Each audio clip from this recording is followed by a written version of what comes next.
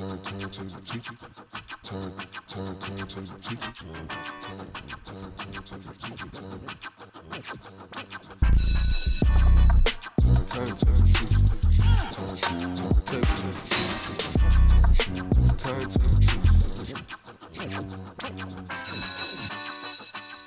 And welcome back. I'm Mike with the Turntable Teachers, and class is officially back in session. And we are here with another guest speaker episode. And on this week's episode, I am so pumped to have my next guest. He's kind of a jack of all trades. He can rap, he can sing, he produces. We got JORD4NEVERDIED on the show. Is that how you pronounce it, actually? Is it JORD4NEVERDIED? JORD4NEVERDIED, yeah, perfect. You got a bunch of people call me a bunch of different things, but that's the way to say it. Well, it's funny. I think it was, I can't remember who. It might have been DK. Shout out DK, who's also a Turntable Teachers alumni. And I think when I was talking to him, he called you JORD4NEVERDIED. I used to call you JORD4NEVERDIED. JORD4NEVERDIED. Yeah. That's what people usually think it is. Exactly. That's so funny. That's so funny. Well, welcome to the show, man. I'm so excited to do this one, man. We've been talking for a while about doing this, so I'm so glad to have you on. How you doing today? How's things, man?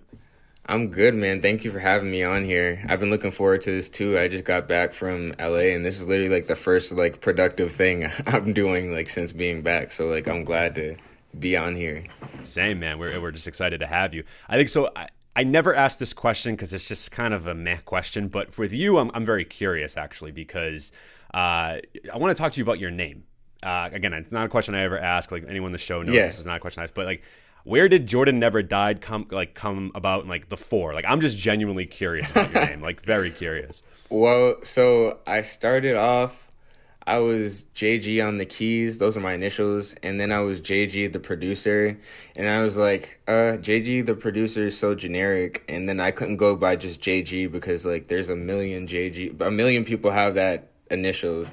Right. So it's like, I wanted to do something that would make me stand out, like whether it was like whatever playlist I'm in, because that's what happens. Like even if you don't know who I am, like you see like this long ass name in all caps, like with a 4 in it, like it just gravitates. It makes you gravitate towards that. Exactly. So where the 4 came in was just because like I didn't want to just be Jordan. Like I want to have some variation. But the Never Died it's kind of like what it sounds like. It's just like about never giving up, and like because growing up like dealing with like anxiety and like you know like the cliche anxiety depression thing that we all go through. So Absolutely. like I just wanted people like me, I want people to like be able to relate to me. Like I don't really care necessarily about being put on the pedestal. Like I'm more so worried about the art. So like I want people to feel like they can relate to that experience of like never giving up and like pushing towards like a goal. So like that's where the Never Died part came from. And then I was just like, JORD4NEVERDIED. It just, I don't know, like it just made sense to me. Like just because that's been like my whole life, just like never giving up and like whatever like I want, like I go for it. So I hope that people that listen to my music or just see my art, I hope they start thinking that same way if they don't already do. And listening to this podcast, absolutely. Like just now, perfect. I'm actually glad I asked this. This is a perfect start, man. And I'm thank you for being transparent about what you've dealt with. I mean, like anybody that's listened to this podcast for a while, like they know, for me personally, like I've dealt with many, anxiety, a lot of anxiety and depression. Like we've all, like you said, we've all kind of been there, especially after this year. I mean, this has been exactly it's a crazy year. It's just insane, man. It's been a wild year, but. In a lot of ways, though, it's been a good growth year, I think, too. I think a lot of us, like at least for me personally, like it's helped me to sort of like step back, like and kind of figure out my next moves and really, but then also figure out like myself, right? And like really just kind of sit with and figure out like my own mental health. I think it's like, it used to be so taboo to talk about. I think it just becomes so much more comfortable and like out, just I think it's just been more of a transparent conversation over the last, I'd say, year. Or even before that, it had started to be more of like a mainstream topic. I hate to use that word, but like facts. But it is. It is. Facts. And I feel like I don't know. I feel like even before like the whole COVID thing, like I feel like it was starting to be a little more talked about. But like since the whole world, like when the world shut down, like literally everybody was like going through the same emotions. So it just like I don't know. I feel like people became way more comfortable with like expressing how they're feeling, because like at a point in time in the quarantine, like that's all we really had was like talking to like friends and stuff like that, because like we couldn't go anywhere. And like there's only so many times like you can play video games or whatever like in the house before you start losing your mind. Like absolutely crazy. No doubt about that. Yeah, or like there's only so many Netflix shows, only so you know what I mean. Even granted, there's so many. Dude. Like, but yeah, that gets old. Like, there's so many platforms for that. Like, whether you talk like Hulu, Amazon, like they got one, like HBO. Like, there's just too many. Honestly, it's oversaturated. Everybody has a like streaming service now. Yeah, no kidding. Exactly. Right? Everyone's got a streaming service. Everyone's trying to do a podcast. Whatever. Everyone's making music, and I think for you too, like. I definitely agree, like with your name, like not to get back here, but like I love that it's the way that it like looks, because it is very popping, it is very eye get grabbing. It does ask you, even if anything, right? You do, people that do see it do ask the question. Like even me, I'm just like, how do you even say this guy's name? So it makes you actually like somewhat engaged with you before you even click play. So I kind of like that before they too. know who I am, right? Like, and for people that do know who I am, like fans and like supporters, and I don't really like to use the word fan, but I'll say supporters that support me, like they'll like automatically, like whether I get like playlisted somewhere or like I'm in a show or whatever, like Jordan Never Died, like you're gonna see that, like my name's like around like 15-16 letters in all caps, like it's hard to not see my name. Yeah, it's memorable too, and it's interesting too, because like I said, going back to the oversaturation too, it's smart of you. It's a smart branding play for sure. Like because it makes me so like frustrated when I find an artist that I like and I go to search them on Spotify and there's like a million artists that have that same name or like some variation, and then I'm like, damn, like I gotta find this person, right? So it's like. It's great that it so stands out. So that's really awesome, man. I'm actually glad I asked that question, because has a great backstory, and I love just the idea for you too, saying like it's something like it really means a lot to you just from a mental health perspective, and just really just a message for other people. So I love that you really had a good thoughtful idea of like the name. So and even too, like not to bring it here, not to be morbid, but like someday, like hopefully it's a long time from now, but like when you're gone, like you are never gonna die, because your music is out there forever. So exactly, so I love that. Exactly. That's amazing, man. I really fuck with that. Pretty heavy. Thank you. So you mentioned you just got back from LA. So tell me a little bit about that. So like obviously you're originally from the Boston area, or are you more? Yeah. I'm from Dorchester, Dorchester / Roxbury. Okay. Like, cause like I live with my mom like most of my life, and my dad, like my mom lives in Dorchester, my dad lives in Roxbury, so I was always like back and forth my whole life. Mm-hmm. But yeah, LA was fun. That was my second time ever going to LA. My first time I went with Vintage and Charlia. Like they like kind of showed me, well, with my whole career really, like they kind of like showed me the ropes and like showed me how to move and like helped guide me into like the things that I wanted to do. So shout out to them for real, because like I wouldn't even be in this position without them like kind of like taking me under their wing in the first place. Yeah, we'll definitely talk about them later for sure. For sure. Let's get it. But I went out to LA for like 5 days. I was with my boy Benji Ali. He's from Brockton, Mass. He's super talented guy. Very talented. Like his voice is crazy. Like he's different. He's a unique dude. He's very like I like his new single "Mistakes" is fantastic. Crazy. He really does have a very unique voice. I agree. Like Mistakes, like that song deserves its flowers for sure. Like that's a very good song. But yeah, we were just out there. We were just out there getting inspiration, getting inspired, and we're also working on a collaboration project, like the both of us, because we both make beats. We're both producers and we're both artists at the same time. So it's like we kind of already know like the sounds that we're going for, because a lot of the way we work, like we can like start an idea, like even if we start like a very bare minimum beat, like we know like exactly who we want to send it to finish that beat for us or finish that idea for us. So like working with him is just really easy because we have like a similar taste in music. So it all just comes together. Like when we're like in the studio together, like sonically, like we're hearing the same thing for the most part. So just writing together is such an easy process. Like we get songs done like super fast. That's amazing.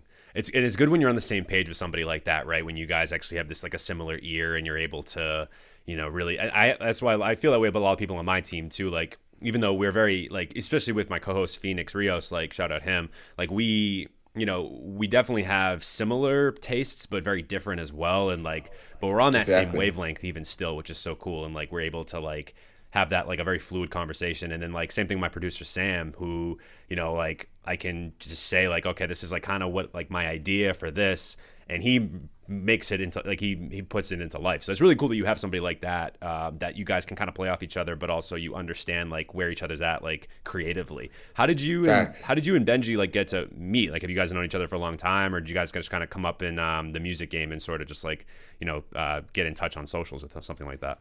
It's actually super funny because like me and Benji, we've been like friends and we've been working together for like since like early 2018. But Oh, wow. it's funny because the way me and Benji met, like I didn't even know who he was. Like he just like sent me like so back in 2018, like I was like rapping like, but like no one, like under an alias. Like I was still making my beats, but like only like really my close friends really knew that I was my alias. And but other people from Boston were like hearing my music and like rocking with my ideas. But that's when I was like making music for fun. And back when I was making music for fun, Benji, he sent me beats, and like some of my like earliest like songs ever recording were on his beats before I even knew who he was and before I even knew that he could sing.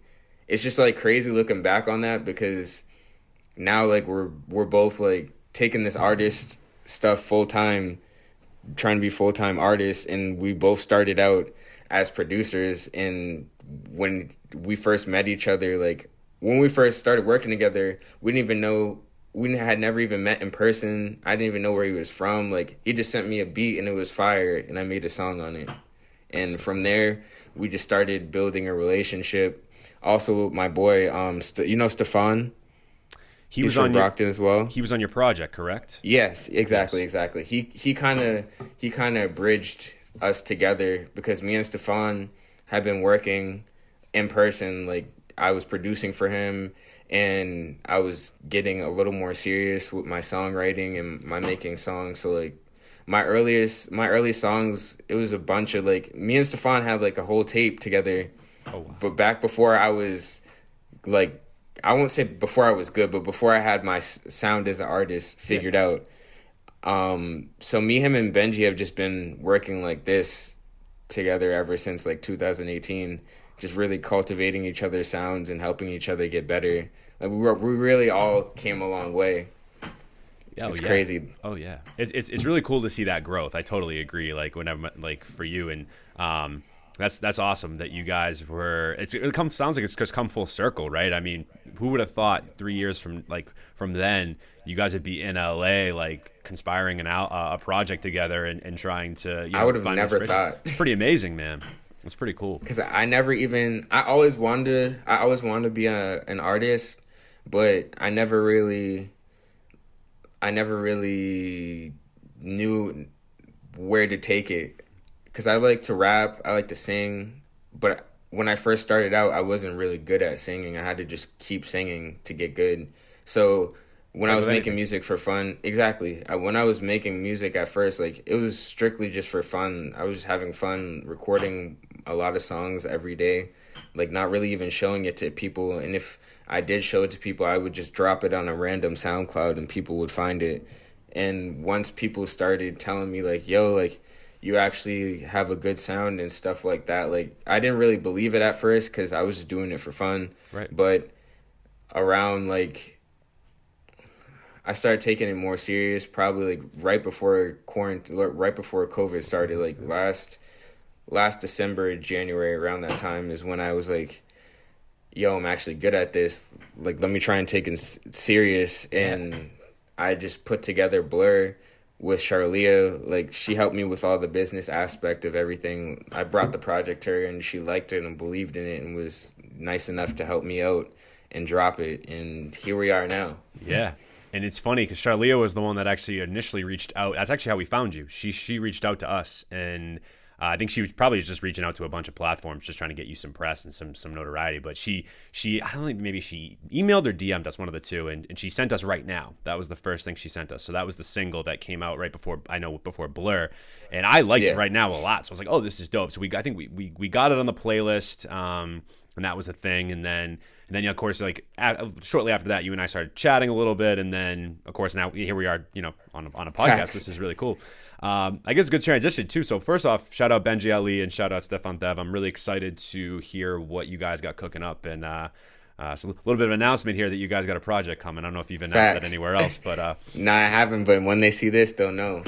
Be ready. Yet again, another Turntable Teachers exclusive. I love when we get those. So thank you for that. I appreciate it. So we'll definitely be plugging that project when it drops for sure. I can only imagine. I want to talk a little about, and once everything's more recorded, like I'll definitely swing stuff to you. Please do. I love. That's one of the best parts of this, is getting to hear all the stuff before it drops. That's one of my. Exactly. And it's funny too, because like I've said this a couple times, but like I didn't realize, like, once I got into it, because I guess, I mean, I relate to you in a lot of levels too. I think a lot of people that are creatives, this happens to them, where like, this podcast, we started it like we were just doing it for fun too. It wasn't really anything like super serious. And then once we started getting more embedded in the Massachusetts music scene, and I kind of started to realize, like, oh, there's like a place for us here. Like we can find a lane where we can really help some people out and give a lot of people to share their stories and share the music as much as we can. For me, like, for people to be reaching out and wanting feedback just from a listening perspective is just really cool. So like I appreciate everybody just putting their trust in us to be that. And of course, like I said, Charlia did that for you and sent me Right Now, and I loved it, man. And then I listened to the project. Absolutely, shout out to her. And I listened to the project, and I really enjoyed it, man. Blur. It's been out for since January. So it's been out for a little while now, a couple months. So guys, we'll link it in the description, so make sure you check it out. Pretty short project, nothing, not too long, and it's like good little glimpse of you and like I think where you're going for it. So talk to me a little bit about the creative process for this project, and like sort of like how it came to be for you.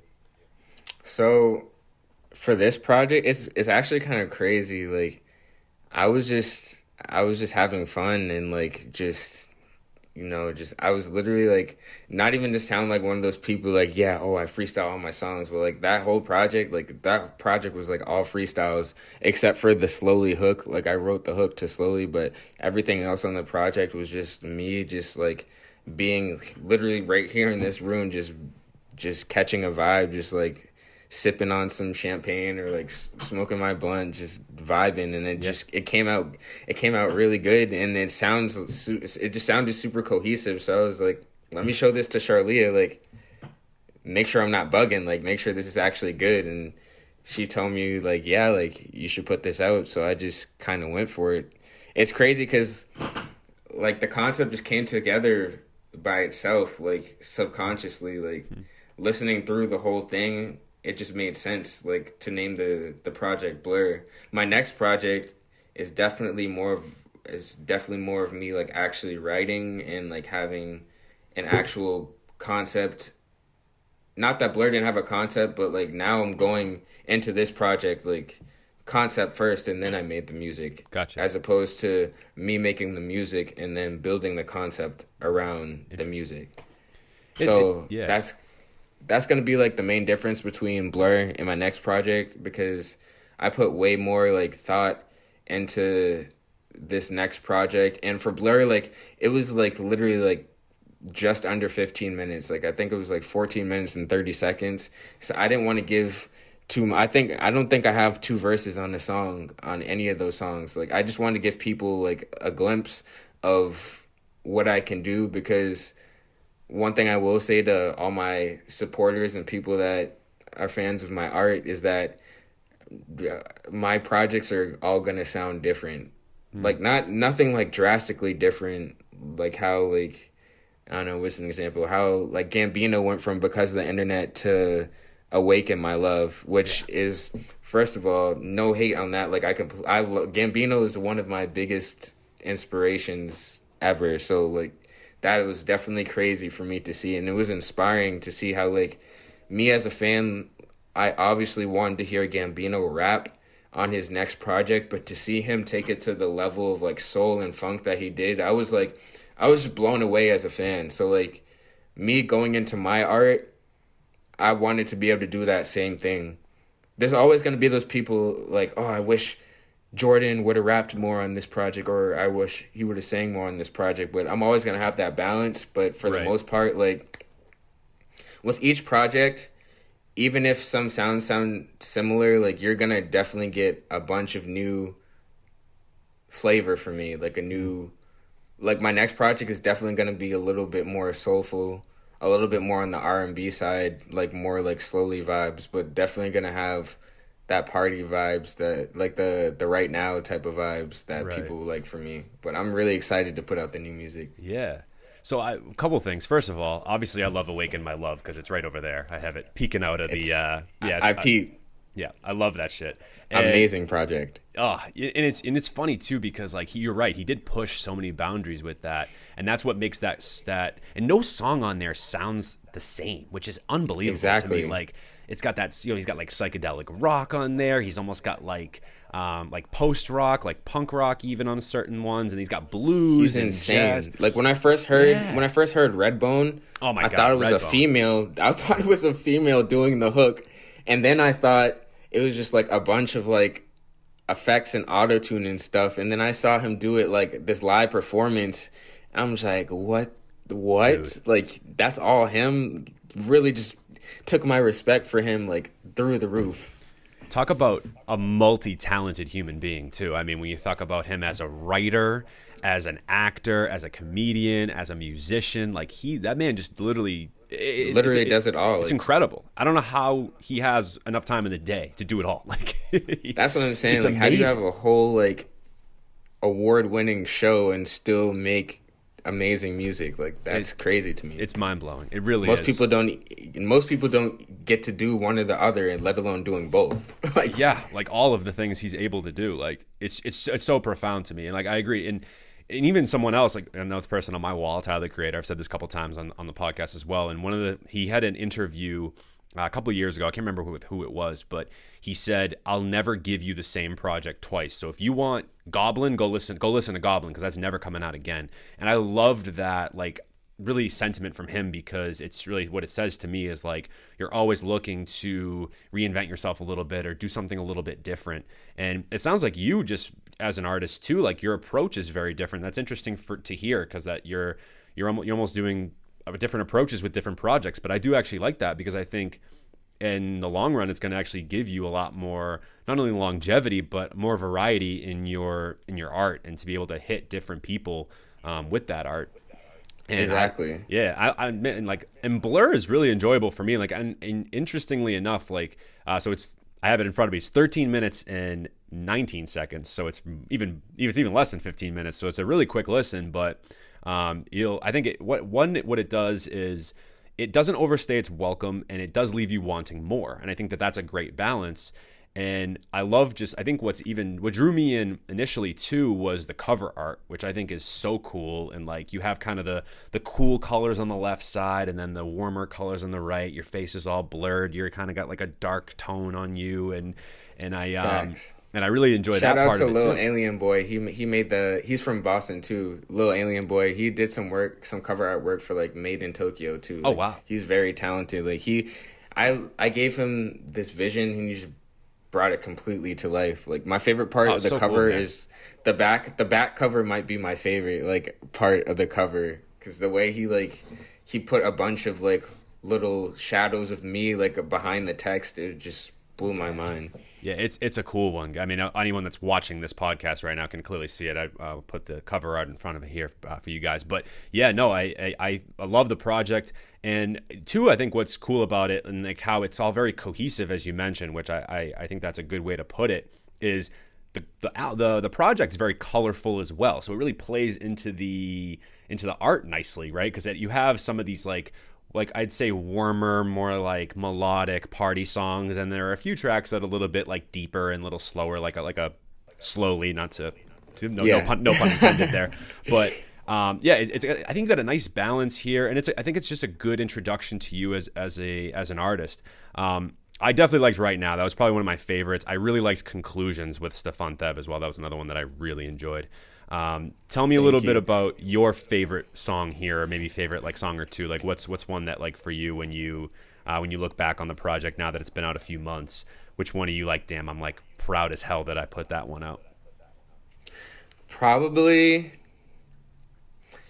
for me it's between Away and Right Now, because Right Now is always going to be my baby. Like I love that song so much, and just after, like, even after I recorded that, I was like, yo, like even if this wasn't like my song, like I would, like, if this came on the radio, like I would listen to this song. Right. Like, that was my first time really having like that type of moment with myself. The way you shake it to the beat made me wanna wipe it up right now. I know we moving kinda fast, but when I beat it up, baby, bite down. The way you shake it to the beat made me wanna wipe it up right now. I know we moving kinda fast, but when I beat it up, baby, bite down. And like I really love the song so much, and I sent Kayla that and What You Doing. I let her pick which one she wanted to hop on because I heard her on both. So I didn't even know which one she was hopping on. And then when I was coming back from Atlanta like right before COVID hit, like she sent me her verse back literally as I was about to hop on the plane, before like my Wi-Fi like was off of my phone and everything, like on the plane. Yeah. So I was just bumping that the whole plane ride back. I was like, wow, like Kayla really went crazy on this verse. Like I was just so excited to put it out. Like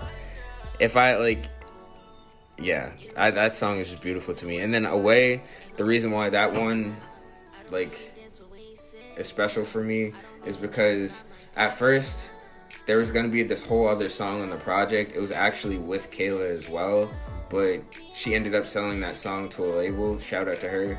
Yeah. So I basically had to like make a whole new song like quick. And T-Wayne, he just sent me a pack of beats, and I heard that beat and I just caught a vibe off of that like immediately. Yeah. And it just proved that me doing that proved to myself that I can make good music like on command. Like not even in a cocky way, but like I was still just starting out at that point, truthfully, like taking it serious. So for me to be able to be like, oh, I need a new song like ASAP for my project that's just as good as the other one, and for me to be able to do that and prove that to myself was a big step for me, for sure. Absolutely. So those are definitely my favorite two songs on the project. And funny that you say Conclusions is one of your favorites, because it was so surprising to me to see that feedback from people, because I almost scrapped that song from the project completely. I'm so glad you did it. I'm so glad you did it. I love that song almost didn't come out, and then Stefan was telling me that it was hard, and then I was like, yo, like, you want to hop on it? And after he hopped on it, I was just like, yeah, like I fuck with this song heavy. Now it's definitely up there and one of my favorites. Why you always jump to conclusions? Why you speak on things you don't know? You been hurt, so we take it slow. Put your phone down, we're romancing. Why you always jump to conclusions? Why you speak on things you don't know? You been hurt, so we take it slow. Put your phone down, we're romancing. Phone down, romancing, ice out, wrist paddock, no luck, cause you headed up to here with all these niggas capping. Yeah, he really changed the energy on that for sure. Brought an element to that song energy-wise that I think really just kind of... Exactly, and it's like... Yeah. I wasn't expecting him to like take that type of approach on it too, so it was cool to see the way it's always... That's one of my favorite parts about music, is like seeing how I approach a song and how sounds inspire me versus like someone else I'm working with. So it was just cool to see like I took one approach and he took the other, and both of them just came together and sounded great together. Definitely. I 1000% agree with that. The last question I have for you on this project in particular. So I know you do a lot of production. So did you do like a lot of production on this, or none at all? Like where did you sit in terms of like actually crafting the instrumentals and the beats for this album, or for this EP? Excuse me.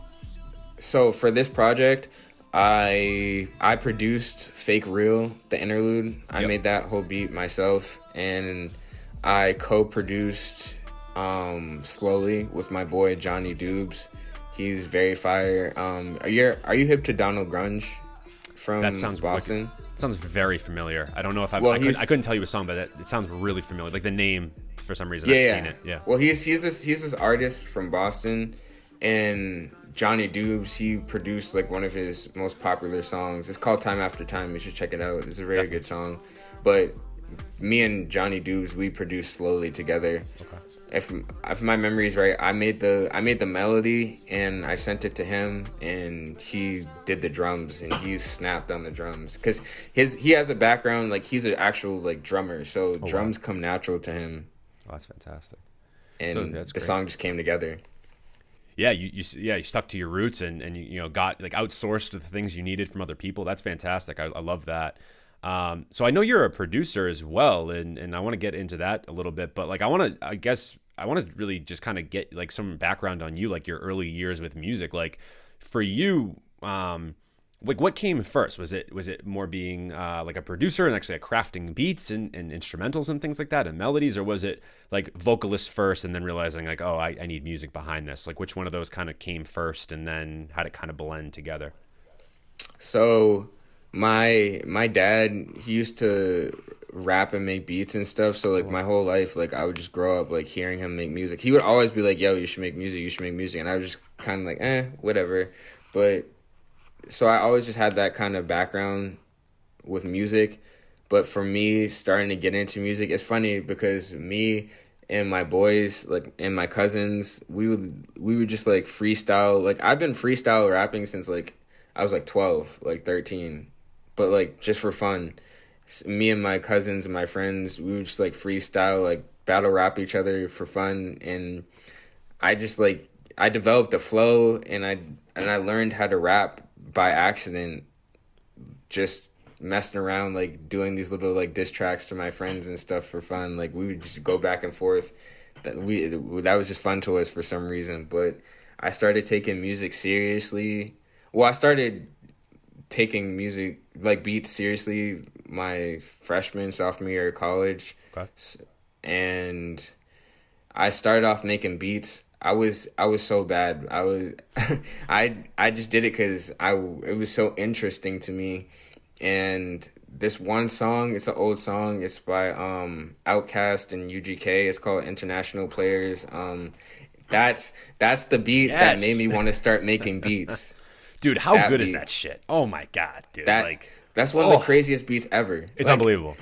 It's unbelievable. And Andre's verse, he's one of my biggest inspirations, my top 5 inspirations. I know I peep on the background. He's one of my top 5 inspirations. So that just him going crazy on that verse with that beat, and it just, I was like, I want to make somebody feel the way I feel when I listen to that song.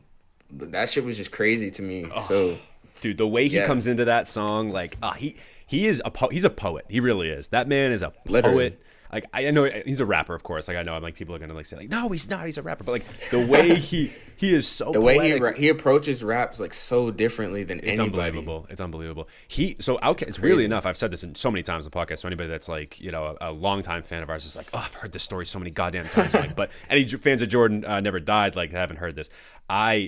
The reason, and again, if you're watching this, like, my favorite albums are on the wall. I'm a vinyl collector, and I usually put most of my favorite albums on the wall. Sometimes they get interchanged, but mostly they stay the same. Anyone that's like been unless something amazing comes out, I have to switch something out. But Speakerbox Love Below is never going anywhere. That's my right hand. It's on my right side right now. It's unbelievable. It's actually the album that got me into hip hop.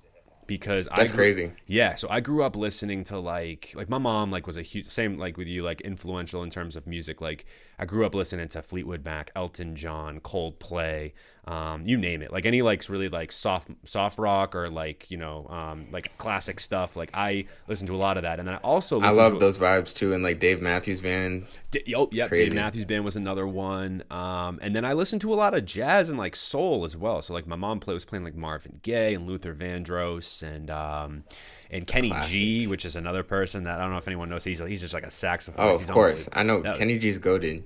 He's unbelievable. Yeah, I was pumped when he was on Jesus Is King, that Kanye project, and I saw his name credited, and I was like, crazy. Yes, Kenny G. I love Kenny G. I was like, he's still making music. Like what? I know, right? I don't know how old he is now, but anyway, so I listened to a lot of that stuff, and when I heard Speakerbox Love Below when I was probably like 9, because that came out, 2003, so I would have been about 9 or 10 at that point.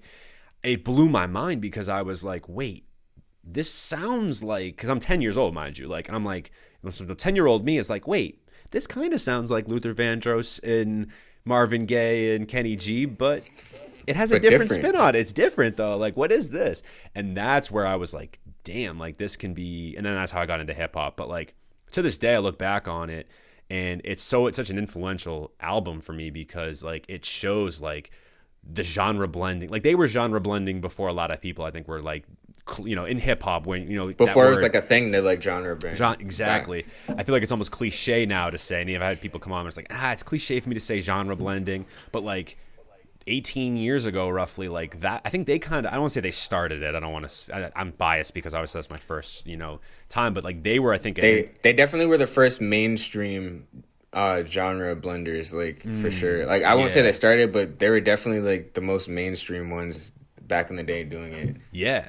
And then crazy. you even go back to like Aquemini had a lot of that. Like, I mean, it's Spotty Yachty Dopalicious is easily one of my favorite songs of all time. Like, it's also and they barely even say anything on that, but just the way that like they crafted that instrumental, like it's mind blowing to me. And same thing with International Players, Anthem. Like that's another one where it's like, insane. How does this song even work? It's unbelievable.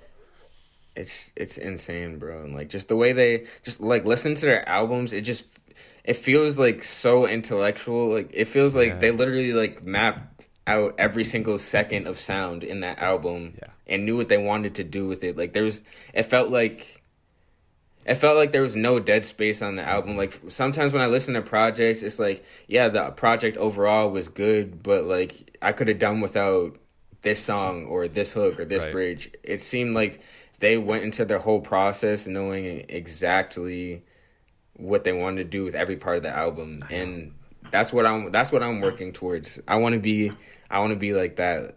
Like I want to be an artist. They're crazy. It's crazy inspiring, for sure. But man, I think you're kind of on your way, like for doing a lot of these things. I mean, you're getting into a lot of production. Like when you're producing songs, like, so do you play? I think you mentioned earlier, like keys. Like, so do you play keys, or are you just more of like crafting actual beats? Like, so what do you like? How do you really like? What's your process? So I play keys. I'm not like a keyboardist like my boy Zay Valmont. Like he's crazy. Okay. Like he's a keyboardist. Like he's nasty. But I play keys. But I'm not gonna be over here playing like Beethoven or something like that. Yeah. But I'm not classically trained at all. But I do know music theory, and I play keys on a lot of my beats. Sometimes I sample. Like I didn't really. My first 3 years making beats, I didn't sample like at all. Like, I didn't know how to. So that's how I learned how to play keys, because I thought sampling was cheating, because I was so green with the music that when I went into music, I was like, oh shit, like I got to learn how to play everything myself. Right. So like that's how I kind of learned how to play piano by ear, because I thought that's what you had to do. Right. But I'm glad that I don't have that mindset anymore, because sampling is so amazing, and there's just sounds that you get out of sampling that you would never even be able to begin to make playing on the keyboard. Like, I have a song that'll come out like probably within the year that I sampled right now and made a whole new song. Oh wow. From that, like I sampled the beat, made a new beat out of sampling like my song, like the whole song. It's crazy. Like I'll send you the beat after we hop off of please do. Off the podcast. Please but I literally sampled that beat. I mean the song, made a new beat out of it, and wrote to that beat. Sweet, that's awesome. I don't know what made me do that. I think I was like uninspired that day and bored and just wanted to try something completely left that I wouldn't otherwise try. So I was like, why not just drag one of my songs into the sampler and try to like repurpose it? And it worked out. So now when I'm feeling uninspired or I just want to make some weird shit, like I just go and resample a song or resample a beat that I've already done and make it sound completely different. That's sick, man. I think for you too, though, it's good that you're able to like do both, right? Like you're able to have both of those skills where you can sample, but you can also like play your own melody or like find something on keys that like, you know, works for you like by ear. Like I think that's for you.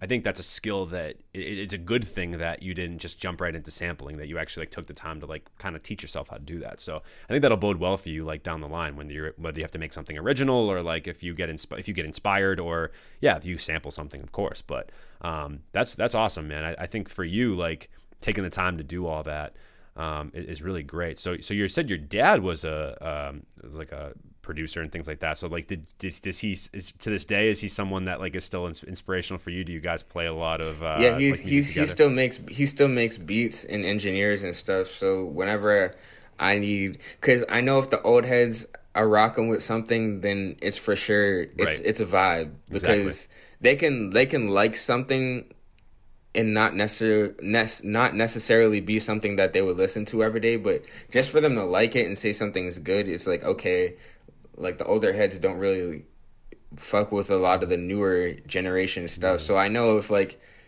my dad or my mom likes something, then it's a good song, because when I was first starting out, like they didn't even bother like listening. Not that they didn't care, but like I was still, like I said, like I was still figuring out my sound. So right. I know they're not just telling me like they like it because I'm their son. So whenever I have a song I'm iffy on, I'll just like play it for them and go from there. But he definitely has helped me cultivate my sound, and just like he has his own studio at his house. So like when I'm like chilling with him, we're just like listening to music. He still listens to the same music he listened to when he was my age. So I'm just sitting there listening to a bunch of stuff that I wouldn't otherwise listen to, like chilling, getting a vibe in my own studio. So hearing those different sounds definitely helps me try and make something different than I usually make.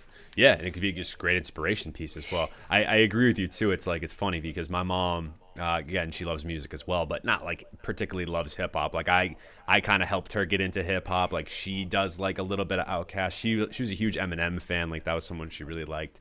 And you know, it's interesting too, because nowadays, like obviously, like she's invested in in the podcast. She like listens to a lot of the episodes, and it's funny when she comes around and she's like, "Oh my gosh, like I love this person's music." Like she'll try to check out the music. She's like, "Oh my god, I love it." Like she loves I don't know if you know Taha, but I know. She loves Taha, like loves him. She's like, "Oh my god!" And that's so funny. We just had Johan Lennox on recently too, and she's like enamored with Johan now. She's like, he's the one that just dropped a song with Stiz, right? The singer? Yeah. We just did. He's fire. Oh, he's amazing. Yeah, he's produced for Kanye. He's produced for Chance the Rapper, Vic Mensa, like you name it. Like he was one of our more recent guest speaker episodes.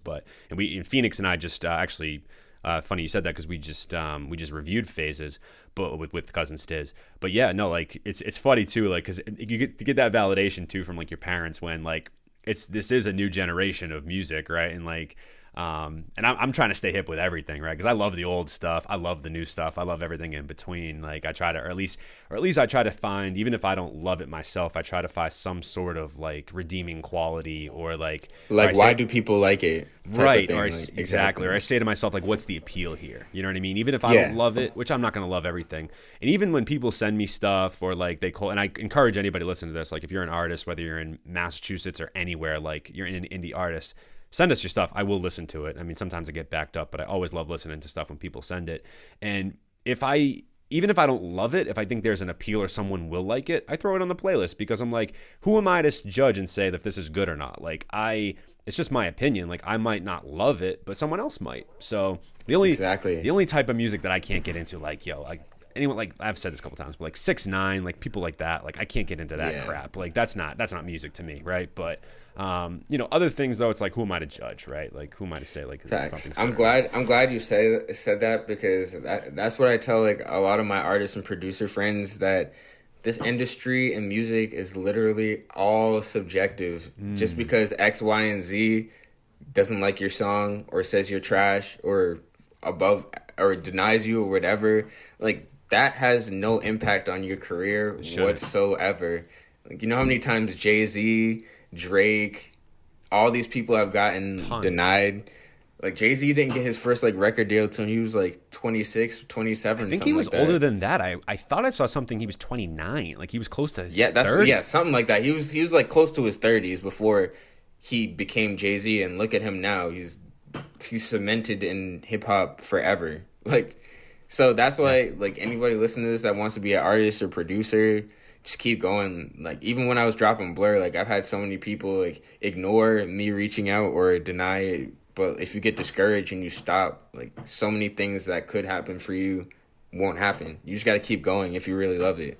It's a beautiful message, man. I love that. And actually, it was actually one of my questions I had, like, for you too. I was curious, now that we're on the topic, like, do you have any advice for people that, like, want to get into production or, like, even as an artist? But I'll stick with production because I know you do a lot of production. There's an artist you do some production for that's a pretty big Boston name that I definitely want to talk about in just a second. But we briefly touched on it earlier. But do you have any, like, what would advice for you for, like, anybody that wants to get into production or producing, like where do they start? Like, what's something for them that you would say, like, that they should, any advice you have for them, basically? Yeah.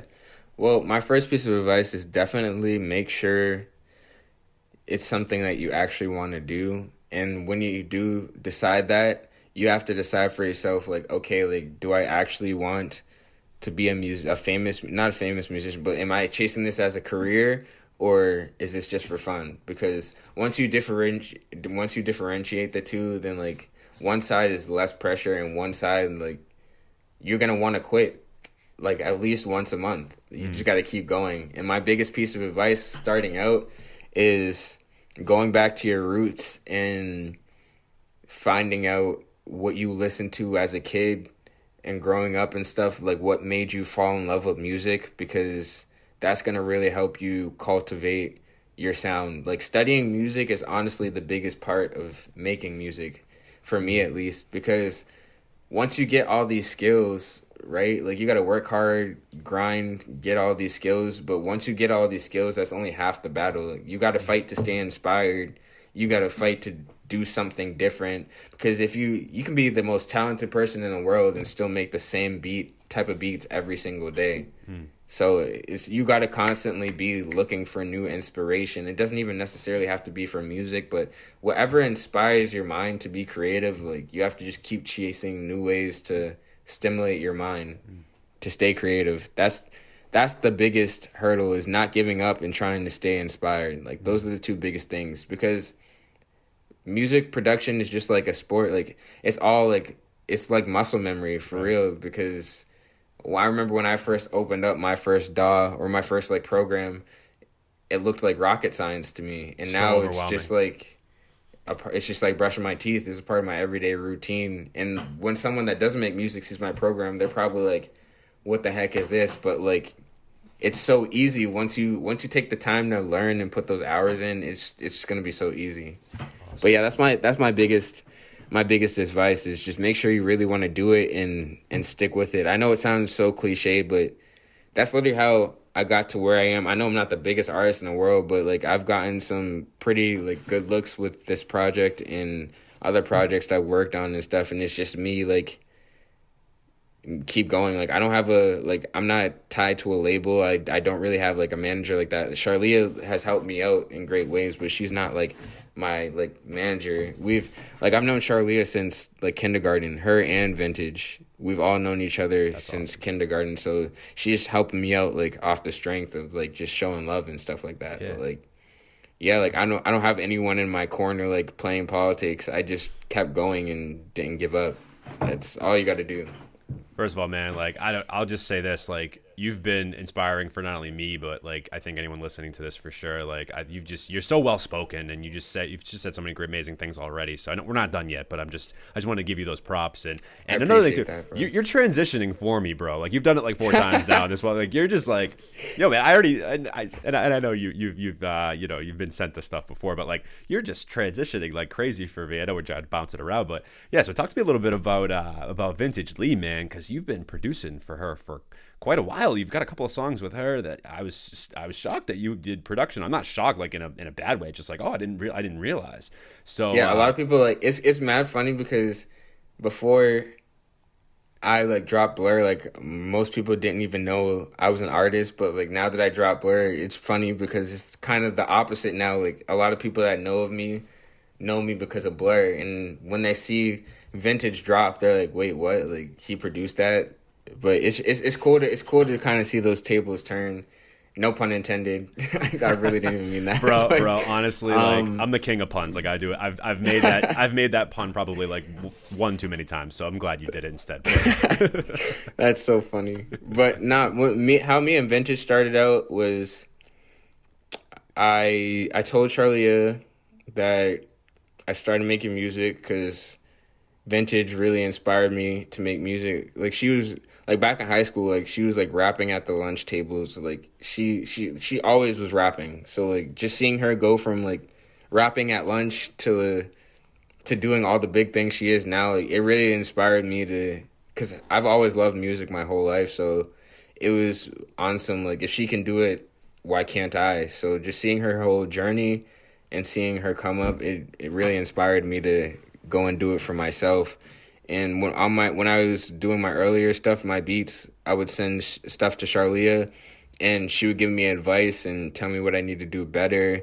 And the thing that really helped me get better was like when I had a bad idea, like she would tell me like, just this isn't it, but don't get discouraged, like keep going. Like she wasn't afraid to tell me that something was bad, but like not in like a rude way, like in a way to like be like, it's not bad, but like I know you can do better type of thing. So that really helped cultivate me. And then so starting out, she would just like bring me like around the events and like the shows that Vintage was doing and stuff like that. So I kind of like was getting introduced to people in the scene, seeing how stuff worked. And it was just, at first it was just crazy to me because prior to that, like I didn't even know Boston had a scene. Like me neither. I knew Vintage before I knew Cousin Stiz. So that was just crazy to me, just like seeing that people from my city were actually making moves in the music industry.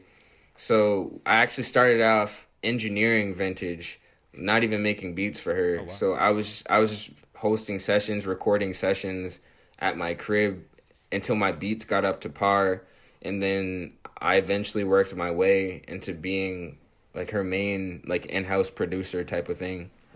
And we've just since like, I want to say end of 2016.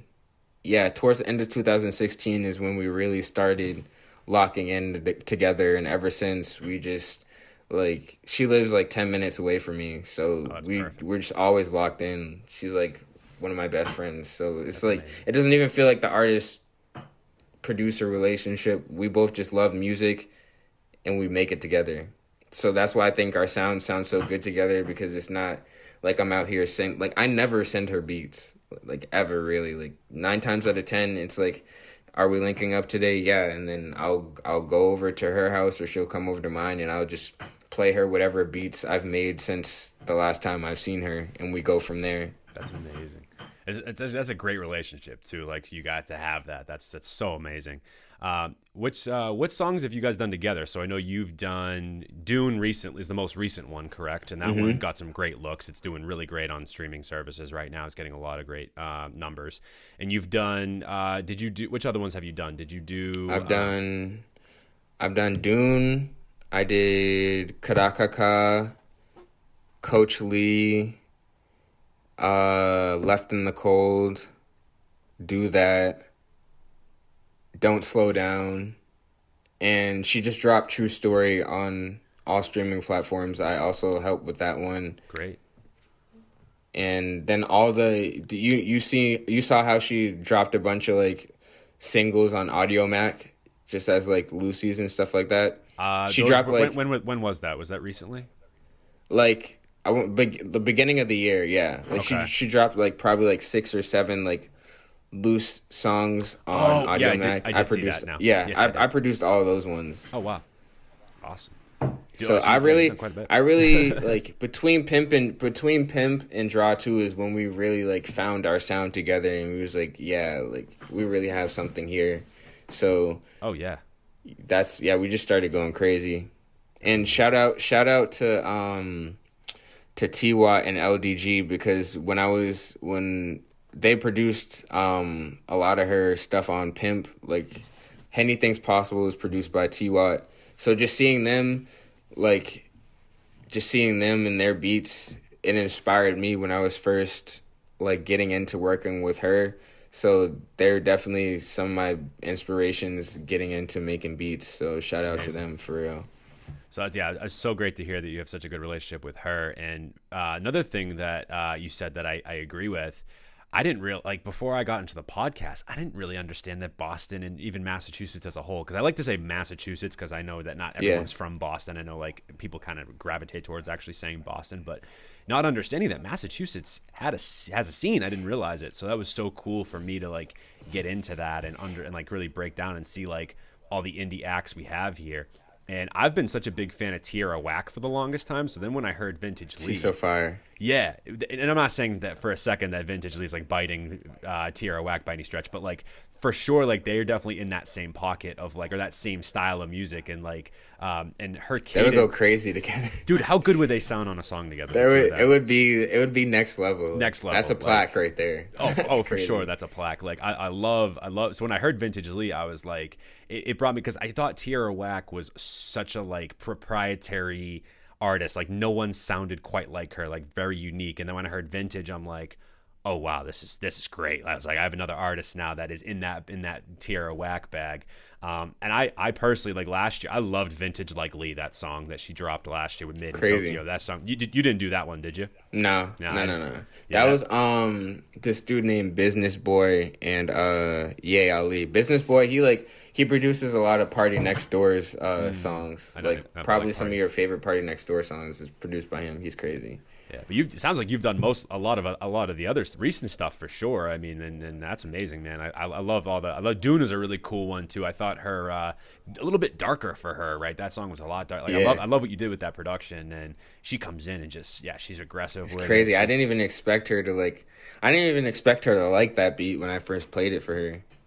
That's crazy. Yeah. It's funny because a lot of the songs that me and her have out together that people really like are songs that like almost didn't even happen, because I almost didn't even play her the beats because I didn't even like them. But so now she was like, play me everything, like even if you don't like it, because 9 times out of 10 she ends up picking beats that I don't even like, and I end up liking them after she hops on. And it's just crazy for me because her ear for music is insane, because she hears things in my beats that I don't even, sometimes I'm like, I'll think the beat is like, whatever, but she's like, nah, like she hears where the beat can go, and she just executes it perfectly. And sometimes I don't really like a beat until she hops on it, because not that I think the beat's bad, but I don't know, it's just like not one of my favorite beats. But once she hops on it, she knows exactly like how to make her unique voice and the beat make a unique body of work. So I think that's why we work together so well, because a lot of our songs together, the sounds are so unorthodox that it's refreshing, because it's not like the stuff, not even like tooting our own horn, but it's like not like the stuff that you're used to hearing every day, like on the radio or on Spotify and stuff. Well, and that's why I like her so much, and that's what before I knew Vintage and I got into I found Tierra Whack. That's why I like Tierra Whack so much. So that's why when I heard Vintage, I was like, oh my god, like someone else is doing something kind of similar to this. And what's interesting for me about Vintage Lee, I think you brought up a good point, is I almost feel like in a way, like her voice is almost like, I wouldn't say it's like an instrument, but like the way in which she's able to like use her voice and her cadences like within to like hit certain melodies. Like it is just so unique to me that like how she's able to. Facts. Yeah, it's mind blowing. Like her it's like it's almost as if she's like, I don't know, her voice is like naturally melodic. It's like when she's rapping, sometimes it almost feels like you can't even really tell if she's rapping or singing, because she doesn't even use auto-tune like on her songs like that. So it's like, it's half the time I'm like, damn, like this is so crazy, because I can't tell if you're rapping or singing. I just know it sounds good. Exactly, right. Yeah. So big shout out to Vintage Lee, man. Yeah, she's an artist that I've been enamored with since I got into the Massachusetts music scene.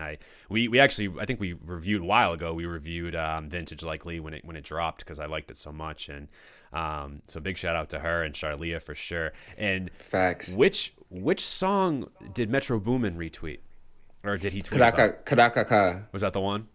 Yeah. How cool was Which that? is honestly, like, it was one of those things where I was like, I had to like just keep checking to be like, wow, is this really real? Because like Metro, he was one of my big inspirations, like on my producer side of things.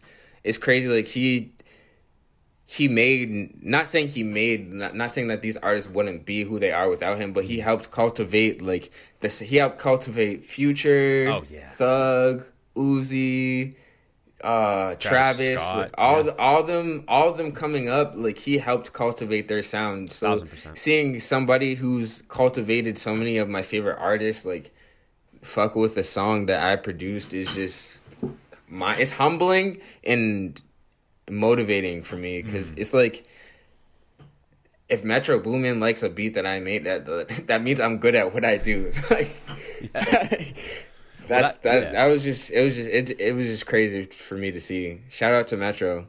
Well, Kanakaka got a lot of press too. I think like it was like a lot of like major publications were into that song, from what I remember. Yeah, and it's crazy because it happened right when we went into lockdown, so it didn't even go as crazy as it could have. It still went crazy, but like, just imagine if things were open and like it was playing in the clubs and the parties and stuff like that. But that'll all come. But it was just crazy, like the timing of everything, and that's why I'm grateful that people were still going crazy for the song, because it came at a time where, as a state of the world, like everything was so unsure, like about the virus and the lockdown and everything that was going on with like the like social justice stuff and all of that. Sure. Like everything was just so crazy. So for people to still like show love to the song, it just meant everything to me, because like it was at a time where people weren't even really like promoting their music because no one knew what was happening next. Yeah, and I remember there on that time, a lot of artists, especially with the social justice stuff, and rightfully so. And we even took like a little bit of time off, and we had talked with some artists, and we got some people together and talked about what was going on. But yeah, a lot of people just like, it didn't feel like the right time to be talking about music and talking about, or doing podcasts. Yeah, it almost felt like weird. You felt almost not guilty. Like I didn't feel like guilty for like talking about other things, but like it felt like these are just things that needed our attention. They still need our attention now. You know what I mean? And I'm glad that there's still it's still a conversation. And I think in this last year, a lot of people have come around on the fact that that we need a lot of reform in a lot of different ways, and these issues require attention. But at the same time, like when you think about music and entertainment, specifically music, though, music is very healing, right? I mean, music is a way for us as humanity to heal. It really is. It's healing for a lot of people, and I think that in essence is just it's hard because you do want it. I'm glad that people took a pause at when all that was when that was at its peak. At its peak, yeah. Yeah, and then I think a lot of people after the fact used their platforms in a way that was productive and inspiring, and I think really just brought light to a lot of these issues of police brutality and racial injustice and social injustice, and of course, like I said, I mean, I know Chauvin just got guilty and that's great. But I hate with people, or I think now, like, and this is how social media is. I think a lot of people are like, oh yes, he's guilty, like we're good, and it's like we won, yeah. But like, obviously it's a great step forward, but like it's not everything. One person being named guilty for something that so clearly should have happened a long time ago. Right. Like that, yes, it's a good victory, but it's like so much more work to do. Yeah, a lot more work to do for sure, no doubt about Facts. it. And it's it's, I don't know what needs to be done. I'm no expert, but I mean, I don't know, man. Other countries that are doing well with their with crime and things like that, like looking at things like Australia, like places like Australia. I'm not saying like I'm not this get rid of guns person, but I don't really know where I stand on that. But like in terms of, you know, like there's just a better way that we can do this. I know that for a fact. Like there's no way that like this is that I know for a fact, right? I think a lot of us could agree. Like there's just we can be better. We could do this better. Like people like we can't be literally all across the board. Yeah, it's just we can do this in a better way. I don't know what that better way is. I'm not the expert, but you know, I think a lot of times too, we can't be uncomfortable talking about it either, though. You know, it needs to be something that is talked about because it's important. You know, so exactly. You know, and so I'm glad that we touched upon that a little bit too, and that you were able to bring that up. And you actually kind of gave me a different transition earlier, which I'm glad that you brought this up, because this is actually one of my last questions before I give you my final question. So first of all, big shout out to Vintage Lee and of course, like I said, Charlia and everybody that's a part of her team. You part of her team. You were talking a lot about obviously the lockdown, like when COVID was released, like at its height and when its peak, when it started, and how, you know, live music wasn't really a thing. And it really still isn't, but slowly getting it back, no pun intended. Back with my puns. You did a really cool like pre-recorded live like performance of Slowly. So talk to me about that a little bit. Like are you somebody that was doing a lot of performing before the lockdown, or is that like something that you kind of stepping out of your comfort zone and trying something a little bit different to kind of promote your project and promote the song? So it's a little bit of both. Like I used to be in a band, like before. Yeah. So a lot of people don't know that. I used to be in the band. Mostly, I mostly like did like the production and stuff. But like when we did shows, like I was performing like with the band. Like I was doing the vocals like with the band. So I had been throwing shows and performing for like a whole year and a half before I even decided to be an artist, like a solo artist. So I have experience performing. Like I used to perform a lot pre-COVID, but that was with the band. So that the Slowly live cover was my first time, like all attention on me, like me being the performer. So at first, like when I was doing it, like it was kind of nerve-wracking because that was my first time, like all the attention, not that the attention, like attention doesn't scare me. It was just the fact that it was my first time doing it. And with the people, like when I did the Slowly live thing, that was my first time singing in front of people ever in my whole life. Like like I record, like when I have up until that point, I have recorded myself, all my songs recorded myself and engineered myself. So like literally like no one had ever like seen me or heard me like actually sing ever in front of that. And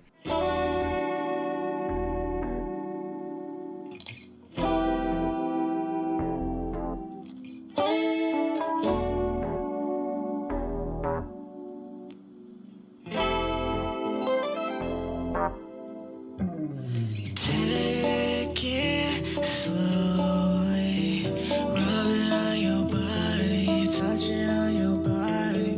Take it slowly, kiss it on your body, rub it on your. for the people that I was in there with, like the guitarist, my boy Antonio, he's very talented. He just did guitar for like Ari Lennox on the Jay Leno show or one of those shows. Yeah. No way. And you get literally, bro.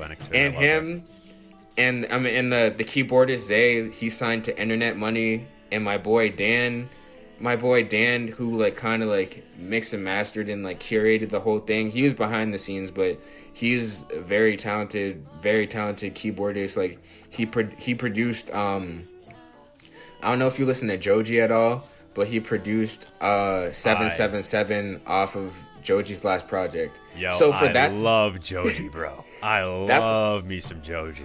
That's what I'm saying, bro. So like it was nerve-wracking for me because for my first time to ever sing in front of people, to be in front of those guys, like that was like it wasn't the fact of me singing for the first time. It was the fact that like that group of people to be the first people for me to ever perform in front of, like that was what was nerve-wracking for me. But once I did it and got that over with, I was like, I can sing in a room with anybody. Like these are people like that have done things that people dream of doing it, and I performed in front of them comfortably eventually. So yeah, that was honestly a big turning point in myself as an artist. Like after that, I was like, I can do anything. Like I could be nervous at first, but I could do it. Type of, like I just proved to myself that I just got to do it, and I'll do it. Yeah. If that makes sense. Oh, absolutely. Yeah. No, absolutely. It's like that self reassurance that you can do it, bro. That's amazing. So who was this? Who was this man? This keyboard? I need to know his name now. So who did 777? And this 777, he goes by the name of Lentz Martin. He's actually from Boston as well. He's a producer and keyboardist. I'll send you all their profiles on Instagram after. But they're just all talented people, and especially like Lentz. He's somebody that I really look up to, like as a producer, because his ear is just crazy, and he's like an actual like he played keys in the church, like like that type of like upbringing. Oh, wow. So like he's really like musically sound. So just watching his approach to music and learning a bunch from him has really helped me like grow as an artist and a producer. Cause he actually also like he mixed Blur as well. Like he mixed my whole project. Oh, okay, interesting. That's a funny thing. Him and Stefan, they both mixed and mastered my project. A lot of people don't know that, but Stefan's like low key an engineer. It's crazy. Multi-talented people, bro. That is. I love it. I'm speechless. Friggin', I love that Nectar project. It actually was. I went at the end of last year, at the end of 2020. Every year, like on the podcast, we do mid-year. Actually, will be coming up sort of soon, but we do like a mid-year top list, like my favorite songs of 2020. Favorite songs of the year so far, and then we'll do like a year-end list. And Nectar was like one of my favorite albums from 2020. Like it was on my list. I think I had it as high as like 3. I love production on that project was out of this world, bro. It really was a different world. Like Joji and his production team and everyone that worked on that project, like it literally was like otherworldly. Like it's there's only a few projects offhand that I can think of off the top of my head that have like brought me to a different place like that. Like James Blake's Assumed Form is another one from a few years ago that just like brings you somewhere different, but like a different planet. It feels like James Blake, he's an alien, dude. Like the way he even just like, it's weird because James Blake, he has this kind of like really like robotic voice, but it's not even like, I don't know how to explain it. It's not even like robotic. Like he mastered the autotune. Like he doesn't even need the autotune, but he like on a T-Pain type of thing. Like they don't even need the autotune, but they know how to use the autotune as like another instrument in their songs. Like it's just crazy to see how they approach their songwriting processes. It's so different from your stereotypical singer. It's so abstract and it's inspiring, honestly. Yeah, and as a fan of like music in general, like to hear these different types of influences and different types of like you said, like melodies and different like cadences that they use. It's just Joji's album, like it blew me away. It's literally one of my favorite things I've heard in the last year. Like it's incredible. So if anyone hasn't heard that project, totally check it out. I mean, it's good stuff. And definitely make sure you guys check out Jordan Never Died's Slowly performance as well. I will actually link that. We'll link that in the description as well as along with Blur, the EP that Jordan dropped at the top of the year in January.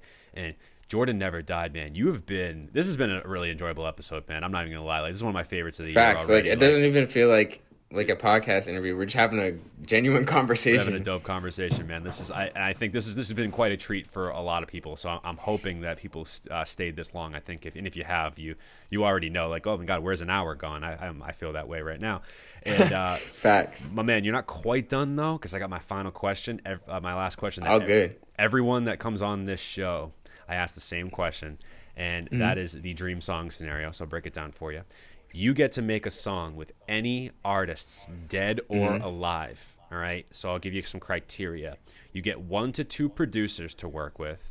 Okay. And then you get 3 vocalists or artists. So it's your song. Are we making a song or a project? You're making a song, just one song. Just one song. One song, dream song scenario. So you get the song. So 2 producers. You get 1 to 2 producers, okay, and you get 3 artists that would be guests. So it's Jordan Never Died's song. So it's Jordan Never Died featuring blank, blank, and blank, with production from blank and blank. And you can do whatever, and you can do however you want. Like, you can do the hook if you want, or you can have a verse. You can have someone come do the hook, and you can get 2 guest verses. That's typically how people do it, unless they're like, So, but however you want to do it, it's your dream song scenario, and it can be any art, any mixture of artists. So don't sit here and be like, oh, I don't know how these artists would work together. Like, that's not the point. It's the dream song scenario. It's supposed to be crazy. So however you want to do it. So dead or alive, Jordan Never Died. Who is on that dream song scenario? So I'll let you kind of take as much time as you need. 3 artists, 1 to 2 producers. Go for it. Okay, so first artist, definitely Childish Gambino. Love it. Okay, so all right, I got you right here. So I'm gonna count this group as like producer / artist. Okay. So I would have the Isley Brothers, Childish Gambino, Pharrell, myself, obviously. Of course.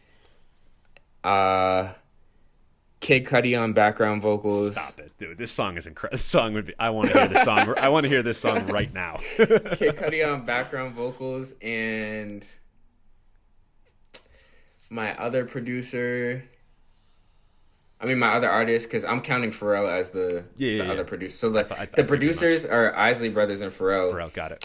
And Cudi and Gambino. You get one more Cudi, artist. Gambino.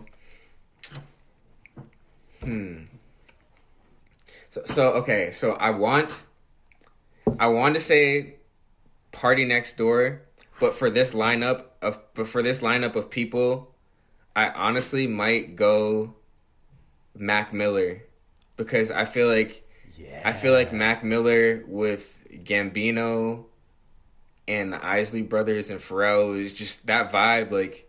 Because I'm a huge Mac Miller. Like, Mac Miller Mac Miller is, like, in my top 5, like, inspirations, like, for sure. He was amazing. Rest in peace, of course. But facts. Rest in peace. He's amazing. So, yeah, I think that would be my group. Isley Brothers, Pharrell, me, Bino, Mac Miller, and Cudi. Who's the... Cudi, yeah. Cudi on background vocals. So first of all, and when we've talked about this a couple of times on this podcast, but like, talk about people that reinvented their sound over and over and over again. Mac Miller. Mm-hmm. I mean, stop it. Like, the man went like almost like party rap, like college rap when he started, and like almost poppy, and then he switched it up and he did the Odd Future stuff on watching movies, and then by the end of his career, he was doing like stuff that literally I don't even know, bro. Like, he was doing like soft rock, R&B, soul, like the Divine Feminine project. Like, that was like, I consider that an R&B. Like, yes, he's rapping on that, but like I consider that like a hip hop and R&B project, because like it just gave me R&B vibes.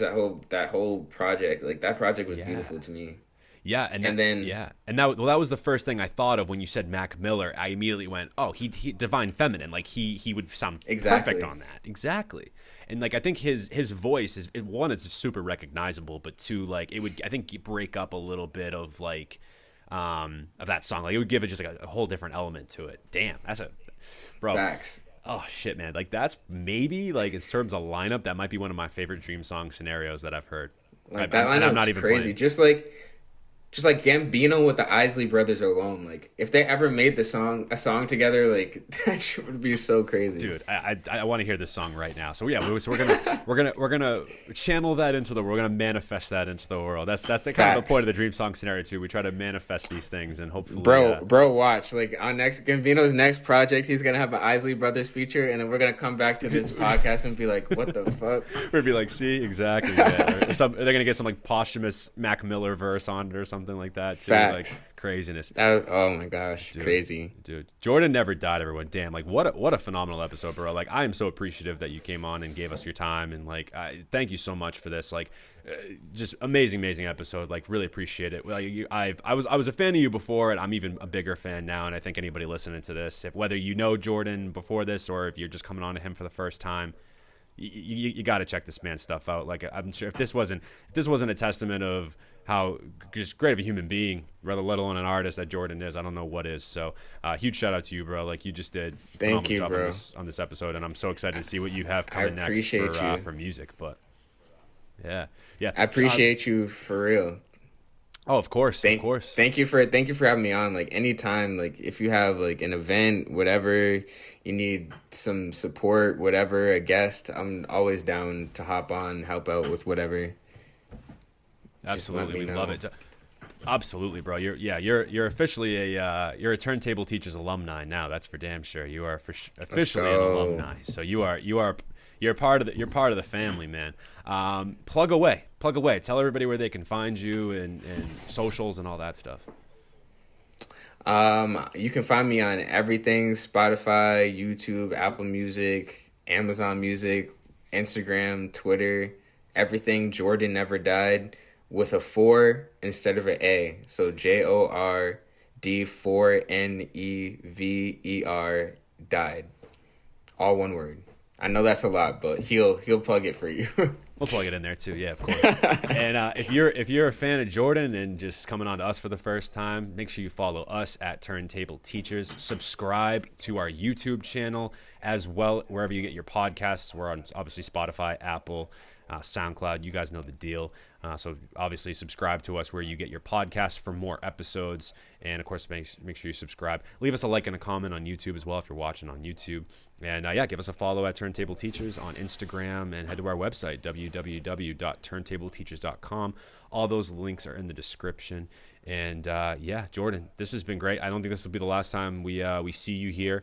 And good luck to you. Definitely won't be. No, definitely not. But good luck with everything you got going on. And we're really excited to hear, what you got coming next. Of course, the project with Benji, and of course the other projects you've been talking about. I'm excited. I got you, bro. I'm gonna definitely keep you posted as things start like finishing up, and like I have more of like with release dates and stuff. I'll definitely like send you stuff and keep you updated. Please do. Oh, please do, man. Yeah, you got. Like I said, you're a part of the family now. You're an alum now, so. We got you. Thank you, bro. Shout out Turntable Teachers. Thanks so much, everyone, for tuning into this episode. We really appreciate it. And that does it for now. Tune back in next week for another guest speaker. We got another great guest coming next week too. So guys, make sure you check in for that. And without further ado, I'm Mike. This is Jordan Never Died with Turntable Teachers, and class is officially dismissed. Turn.